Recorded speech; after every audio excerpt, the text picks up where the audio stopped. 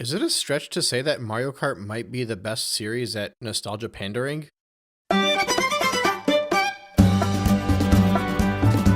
If you set aside the booster pass, the DLC, and all the deluxe stuff that came with Mario Kart 8, then DS, Wii, 7, and 8, basically half of the franchise, have all had half their games cater to retro tracks, which is basically just nostalgia pandering.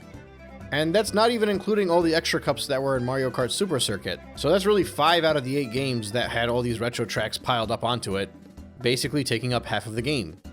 But I might be alone in thinking this. It doesn't feel like nostalgia pandering. And I'm not even saying that because of how much care they put into the tracks to make them more fit for the game that they're being ported onto. Tracks that were good for 8 racers became good for 12 racers, became good for underwater sections, and became good for low gravity. But I'm not even talking about that. It's more along the lines of these games all feel so uniquely different that when the old track makes it over to the new game, it no longer feels like the old track anymore. It feels in some ways more like a tip of a hat or an homage. I mean, this isn't something that's completely unique to Mario Kart. It's been done all throughout the gaming community. But when you look at the full package of what you're getting in every Mario Kart game, all of the new stuff, like the characters, the items, not necessarily the game modes unless you're playing DS. The whole package feels new, regardless of how much old stuff there is in there. It's similar to Smash Brothers, for example. Or what I would most associate it with is like playing City Escape in Sonic Adventure 2 and then playing it in Sonic Generations. You get the feeling, but it's the modern feeling. Anyway, as you all know, or if you're new here, welcome. I'm going through every single cup in the Mario Kart 8 Deluxe game. I think I saw some confusion based off of some comments that I read where people didn't know if I was going to be doing the DLC or the legacy tracks. I have full intention of going through every single Grand Prix as long as y'all keep watching. I might take a break when I get to the 12th track and work on something else, but if there's a whole bunch of momentum and y'all are still watching, like I said, I'll just keep going and get all the way to 24. That being said, I'm throwing the scoring system on the screen right now so you guys can see exactly how I'm going about ranking these Grand Prix. I'm going to give you 5 more seconds to look at the score, and if that's not enough time, then hit the pause button. I actually gave you 6 there. Regarding the legacy tracks, I know a few of you were asking if I was going to tackle them in a different manner, like if the score was going to change based off of how well they remade it. I think the best answer I can give is maybe. I'm trying to grade all these stages based off of how they feel to play in Mario Kart 8 Deluxe. And I think it would be very difficult to put the retro tracks against the nitro tracks if I was considering how well the retro tracks were remade. Maybe in the future I can make a whole different set of videos where I put the remakes head to head to see which one was remade the best, but that's not something I can even put on my radar right now. What I will say is that subjectively, I might end up liking a stage more or less depending on how it was remade.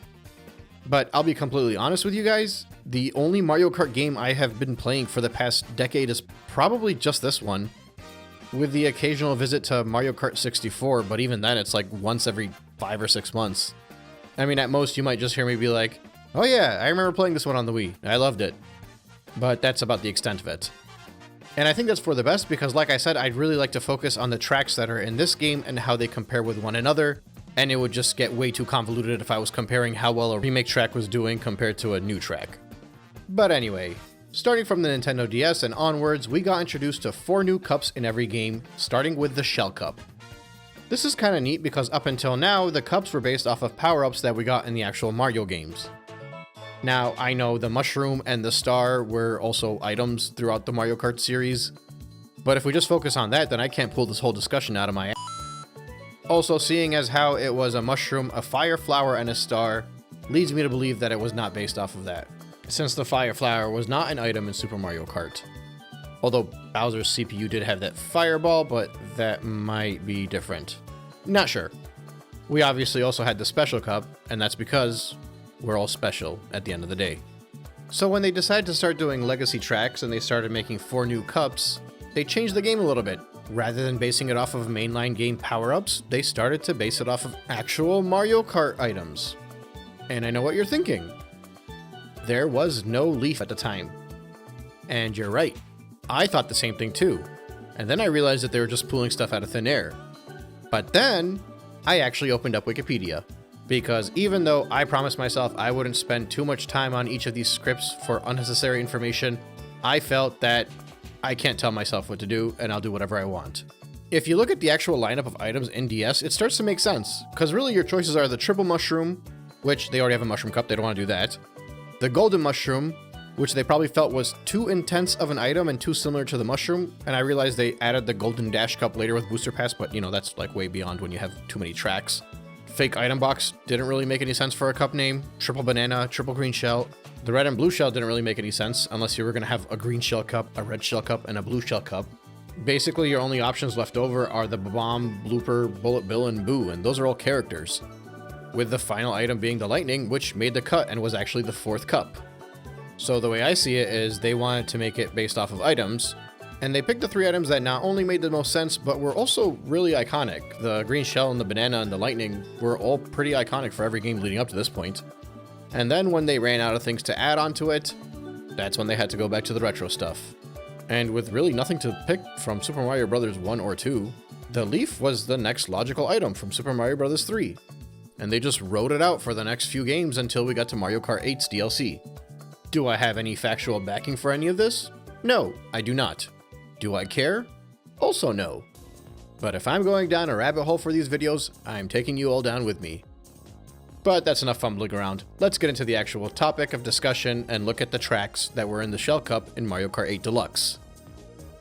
Starting off, we have the Wii's Moo Moo Meadows, the Game Boy Advance's Mario Circuit, the Nintendo DS's Cheep Cheep Beach, and the Nintendo 64's Toad's Turnpike. I'd say that once upon a time I thought that Moo Moo Meadows was pretty good, and that's largely because I just love the Wii era. But playing it now, I always feel like it's very underwhelming and kind of boring. It's a pretty empty track with really the only exciting thing there being the cows. And I mean, don't get me wrong, I love these cows, but they're just not doing it for me anymore. The one excuse that I could potentially make for this track is that it is the first retro track in the game, so it's meant to be something simple. But I mean, if you think about Mario Kart Stadium and how much of an impact that track had being the opening Nitro track in the game, I think they could have found something retro that would have fit the part better. The whole theme of the track is cute, I guess, but it's not really a track that I am willing to give a point to because I pretty much will never go out of my way to play this track unless it just randomly pops up. So the first retro track of the first retro kart in Mario Kart 8 Deluxe gets a big fat 0 points. Thankfully, I think the GBA's Mario Circuit can brighten the mood a little bit. I think the fact that they added the anti-gravity section to some of these retro tracks is very cool, and I think it's even more cool when they did it with Super and Super Circuit tracks.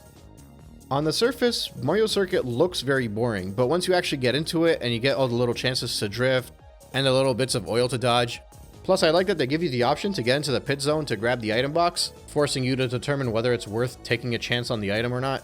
I like this track, it's worth a point. It's not worth 3, that would be way overselling it. Honestly, I don't know why they didn't just start the Shell Cup with Mario Circuit. I feel like it would have been a much better introduction to the retro tracks than Moo Moo Meadows was. But that being said, I think the 2 tracks do just enough to differentiate themselves from one another between the aesthetic and the low gravity section and all the dirt bumps along the way in the Moo Moo Meadows. So while I did contemplate punishing the 2 for being too similar, I'm thinking that would have been a little harsh.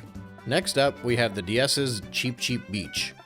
I think I have a bias for these tropical watery levels. Also, Mario Kart DS was awesome. I remember when I would play this track on the DS, I would think that it sucked because it wasn't Koopa Troopa Beach, but my mind has changed on that, thankfully. Now, I was able to look past the previous 2 tracks, both having the outdoorsy green grass theme on the outside, just because I felt like they differentiated themselves enough. The issue is with these simpler tracks that have loops that go all around, when you're looking at the actual way the track is played, it gets very repetitive if they're not complex. I had the same issue with the Mushroom Cup and the Flower Cup being intro tracks, where it started to feel like that they all had figure 8s.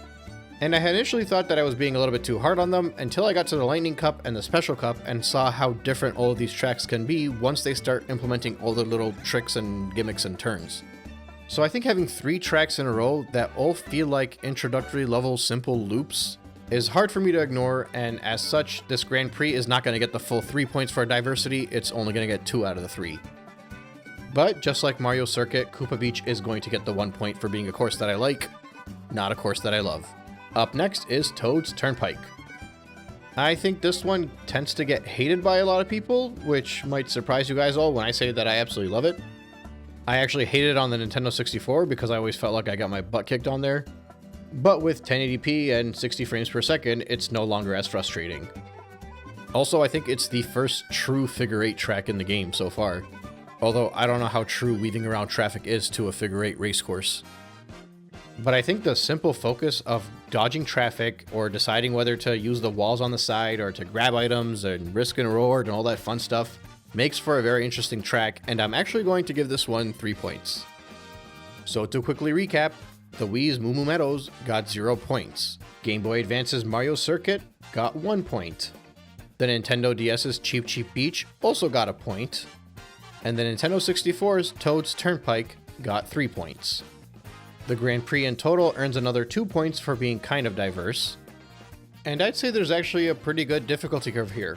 None of the stages are absurdly difficult, but there's definitely an upwards trajectory starting from the first one and making its way over to the fourth one. That means the Shell Cup has only managed to earn 8 points. Next time, we'll see how the Banana Cup does.